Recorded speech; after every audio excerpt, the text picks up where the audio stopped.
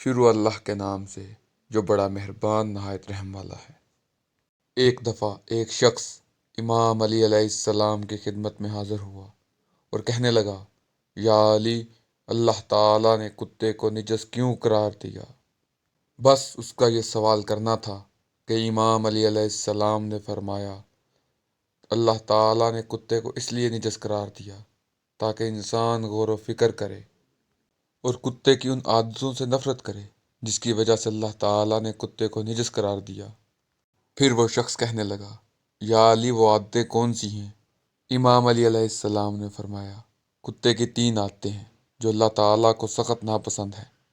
پہلی یہ کہ جب اللہ تعالیٰ رحمت نازل کرتا ہے تو اس وقت کتا اوندے منہ پڑھ کر سو جاتا ہے، یعنی یہ کہ کتا ساری رات جاگتا ہے اور جب صبح کا وقت قریب آتا ہے تو کتا سو جاتا ہے۔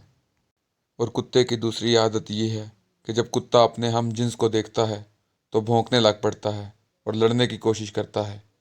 اور کتے کی تیسری عادت یہ ہے کہ جب وہ اپنی غذائی ضرورت پوری کر لیتا ہے تو بچا کچا کھانا زمین میں گڈھا کھود کے اس میں چھپانے لگ پڑتا ہے تاکہ اس سے وہ چھین کے کوئی اور نہ کھا جائے۔ اے شخص، یاد رکھنا کہ اللہ تعالیٰ انسان پہ یہ واضح کرنا چاہتا ہے کہ یہ 3 عادتیں مخلوق کو نجس بنا دیتی ہیں۔ اے شخص، اگر اللہ کے قریب ہونا چاہتے ہو تو ان 3 عادتوں سے دور ہو جاؤ، اللہ کی رحمت تمہارے قریب ہو جائے گی۔